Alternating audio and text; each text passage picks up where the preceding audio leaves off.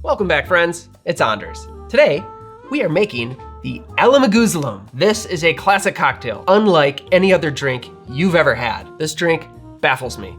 I don't get it. It shouldn't work. On paper, it looks like a hot mess. There's way too much in terms of volume. Don't try drinking this one on your own, but it works. It really does work. It's cocktails like this that make me feel like I know nothing, which excites me. So we've got a lot to talk about, a lot to unfold. We'll jump right in. We're gonna have Oz come on, taste this with us. If you're new to the channel, hit that subscribe button for more sips, tips, and recipes, and let's go make the ALAMAGOOZLUM to the bar. All right, once upon a time, ALAMAGOOZLUM was a nonsensical word that meant something like thingamajig, whatchamacallit, gobbledygook, one of those fun words.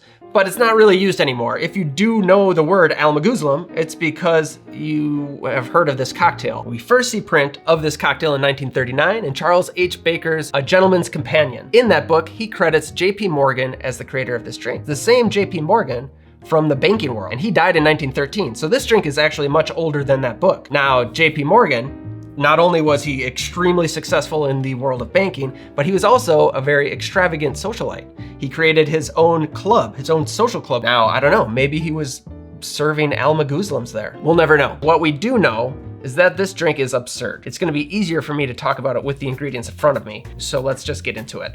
Now the booze. We will need Genever, Jamaican rum, Chartreuse, orange liqueur, Angostura Bitters, simple syrup, egg white, or in this case, aquafaba, and water. That's it. Just these 8 simple ingredients, and you too can have an ALAMAGOOZLUM. The Genever technically is the base because we're using more of this than any other spirit. However, it is not the driving flavor.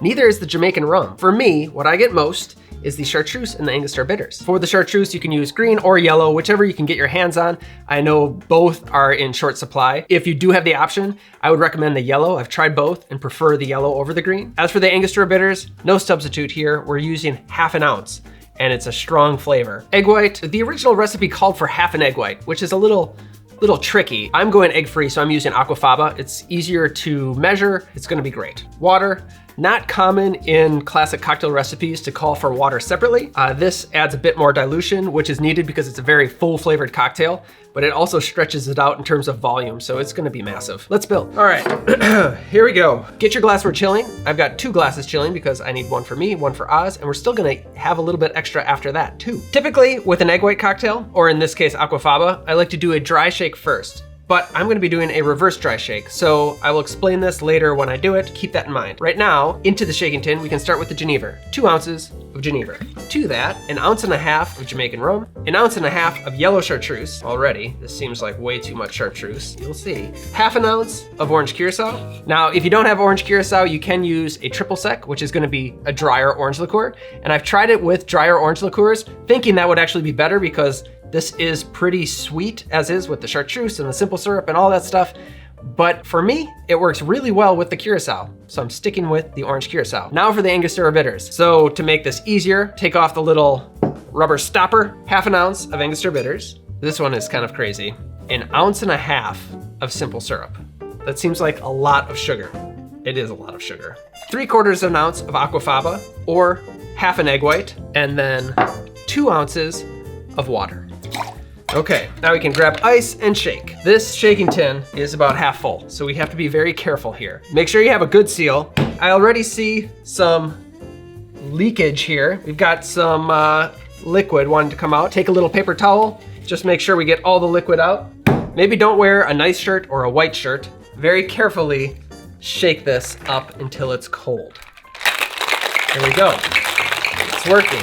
Now we are going to do a reverse dry shake, meaning we're going to strain off the ice and shake the cocktail again to help give us a nice foamy top on the cocktail. So we can strain this back into the cheater tin. It's a lot of cocktail. Ditch the ice and shake this up again with no ice.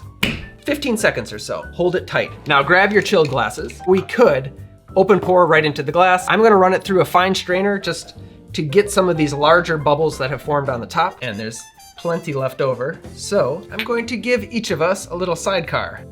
Perfect. To garnish this wonderfully fluffy, extravagant cocktail, we are going to do none other than a slice of pineapple, because nothing else in this drink makes sense.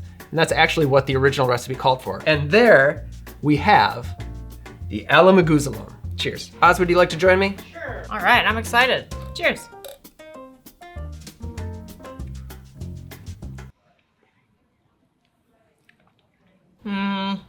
It needs citrus. Yeah, so one thing that does seem strange is because of the egg white or aquafaba, citrus would be a natural addition. What I get most is the Chartreuse. I also get the spiciness from the Angostura Bitters. This is one that when I first tasted it, I thought it was a little too sweet. I think you do need the sweetness. The more you drink it, the more you pick up on like a maltiness from the Genever. Yeah. Maybe a little bit of funkiness from the rum. It does taste very old-timey. Yeah, it does. Yeah. It's like a punch almost. Like Yeah, it is. It Yeah. is like a punch. the pineapple is good with it because you have this like acid factor that you're craving. There we are, the ALAMAGOOZLUM. I hope you enjoyed this. Thank you for watching. Let me know in the comments if you've heard of the ALAMAGOOZLUM, or you've tried the ALAMAGOOZLUM, or if you're going to drink the ALAMAGOOZLUM. Or if you would consider bringing back the word ALAMAGOOZLUM into the modern lexicon of verbal words to use in language, the language arts. Well put. We will see you next time. Bye-bye. Farewell.